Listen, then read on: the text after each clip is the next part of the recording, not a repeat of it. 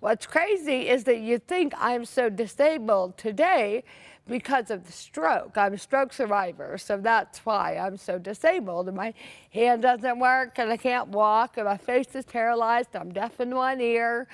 But actually, I'm not in this condition because I'm a stroke survivor. It's really interesting.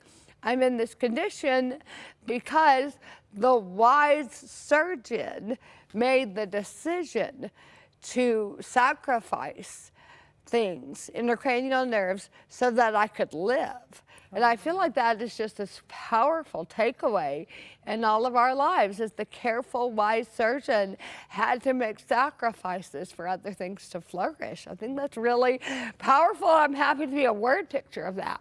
You know, I think, Jay, I look at your lives, the two of you were very young. You were finishing law school, 6-month-old son. Your wife is a model. You had your whole future planned ahead of you, so much excitement, and then you're being told your wife is probably not going to survive. How are you processing that day? Yeah, I think like most trauma, it just upends the world as you know it. And it took years to sort of make sense of what God was doing, and we felt like the story that he was writing in our life. But, you know, in that moment, we just kind of, you go into emergency mode, and I think the most helpful sort of way in which I was able to process was just a day at a time. And there's something about that rhythm of almost sort of the daily dependence, not thinking too far in the past of what was, or too far ahead of the unknown future, but just saying today, whatever God is going to give me will be enough, I believe, and the community that's surrounding me during this time is going to uplift me. And I, you know, just saw it as my mission to sort of walk beside Katherine, who I felt was doing the heaviest lifting, but the least I could do was help her know she wasn't alone. And so, you know, pretty much overnight, we went from having these, you know, law school, new baby, sort of new season, just in a couple of weeks ahead, I was about to graduate, to it all upending. And our peer group is now, you know, brain injury survivors, and we're in ICUs and hospitals for 2 years until we could return back home. Katherine, you were in a coma for 2 months? Right, a coma-like state. It's like it took weeks to even recognize that this was my new life. I can't move. I can't literally do anything. I'm being fed through a tube in my stomach because I can't even eat food. It's just so horrific, and I can't see, I can't hear. And when they finally put a board in my lap to like spell words on by typing letters, and the robot would speak, I frantically typed over and over, I'm the same on the inside. I'm the same on the inside. Because I so desperately wanted my family and friends to know I'm here on the inside, but nothing is working to tell you that. The both of you committed to each other in sickness and in health. Right. But of course, you never foresee anything like this happening, especially so young. Right. Jay, what does commitment mean to you now with all you've been through? Yeah, I think our marriage, as is Katherine's body, sort of this word picture of all of our relationships. You know, we committed when Katherine had this malformation under her veil. And I think so often we think, you know, things are going to be exactly the way we thought they were going to be on our wedding day, and they're going to stay like that forever. And if they don't, then we have every right to leave and find a better path for ourselves and our dreams. And I think what's so profound and really so freeing too is to know that, I think Bonhoeffer said in a wedding message, that your love has brought you to this day of your wedding, and now your marriage, this covenant, is going to be the thing that sustains the love going forward. And so much of, I think, commitment is so emotional and driven by sort of this high and low that we all experience as humans, and yet this reality that our love and our marriage is evolving because we are. Things change, things happen that we can never foresee. Things are there as we promised, you know, and gave those vows to each other that we had no idea were coming. And so can we learn to love a new person as they change? And will they learn to love us too, is the question. And that's been sort of this, you know, and it's not a small task to take on for either of us. It's a two-way street for sure, and to just continue to show up. Tell me what it means to you that he has been so faithful and taking on the unexpected challenge that you took on too. Like these are both unexpected. Absolutely, it's meant everything. We've actually gone on to have a second baby, and that was not necessarily in the cards shortly after my stroke. So all along, and now I'm almost 12 years out, Jay has been there pushing me forward in this. Thank you so much for just telling your story. And you know, you wrote this book, Suffer Strong, which has so many profound moments in it. What does it mean to you to suffer strong? Oh, goodness. Suffering strong, especially what we're talking about here, is all about changing how you view your situation. It's about being able to suffer, persevere in tragedy and suffering of all kinds with the hope that there is more to life, and transforming by the power of the mind, really recognizing God showing up in your story and thus pushing you forward in it. I think so much of our process too was this upending of our life only made sense in the upside down kingdom. Right. And it took years, and it took a lot of just teachers and marinating on what God was doing, but we're all living upended lives really. And to see how the kingdom of God is the lens that we put on to really see it totally differently changes everything. And it's just freeing to not be bound by the story of suffering, but to find in and through it, not in spite of it, but in and through it, a story of strength. Yeah, you said you learned that the world isn't safe, but that we shouldn't live a protective life because of it. How do we do that once we know that maybe it isn't safe and anything could happen to anyone at any time? Right. Oh, yeah. I think we've tried to live in this tension of, we call it open hand, but whole heart. So you're here, Katherine often says, if you have a pulse, you have a purpose. So you're here, not on accident. Right. So live into whatever the day is with your whole heart. You know, don't be scared and kind of hold back and, oh, I might get hurt or broken, but live fully into it and alive and with all your giftings and callings.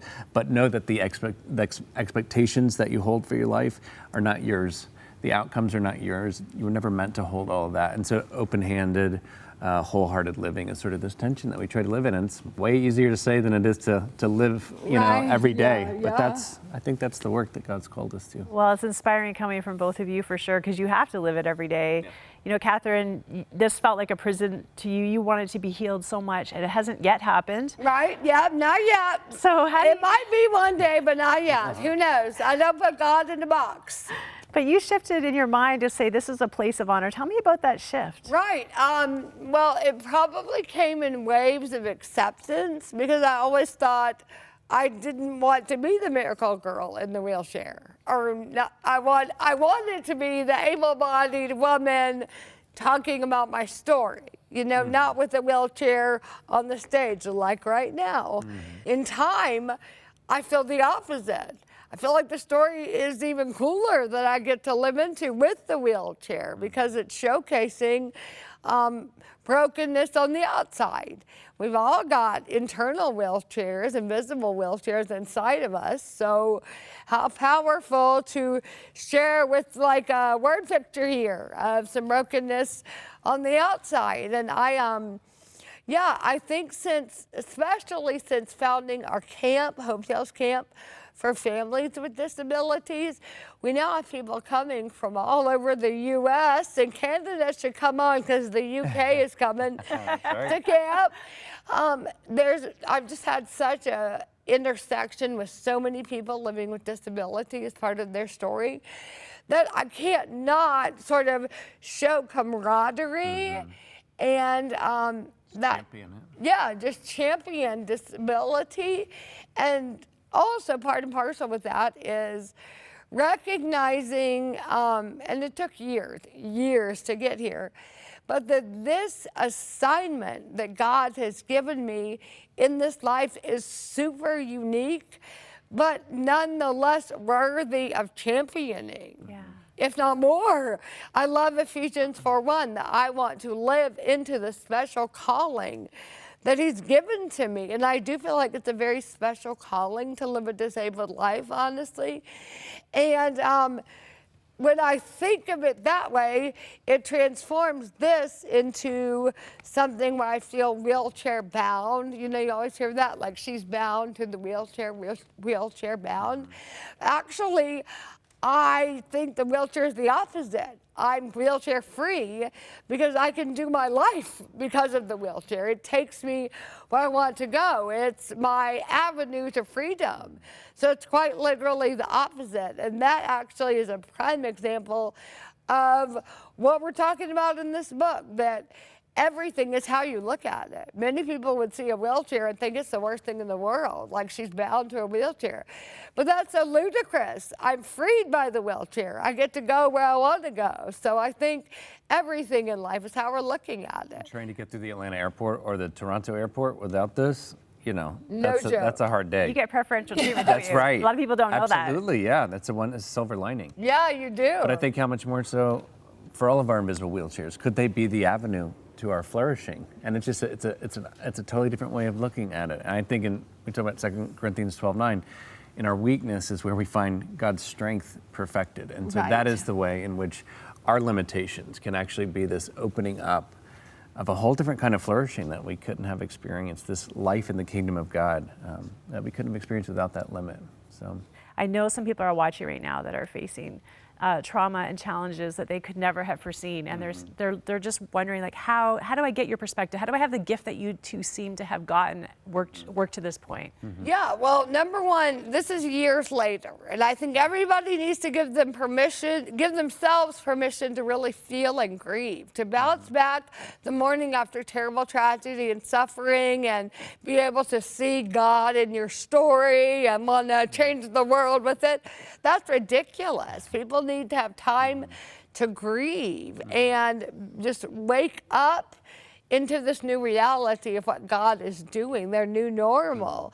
So I think time is key, but in much time, there is a sense of calling that is very special. We both sense Psalm 16:6, that the boundary lines have fallen in pleasant places, that somehow God is calling us to champion this life and to be about something different than what we would have expected. So I would say expectations being changed is the key. Always the key is let go of what you thought it was going to be like when you were a little girl, lady out there. Wake up to what God is doing here and take this in tight. Learn to love it and say, you know, there's a theory, if you hug something long enough, you're going to end up loving it. And I love that idea. Wake up to this. Being wheelchair free was not something the world was telling me. You know, like, wake up and think, why do our brains get turned off when they're suffering? No, turn the brain on double speed and wake up to what God's doing around you in the world through your life.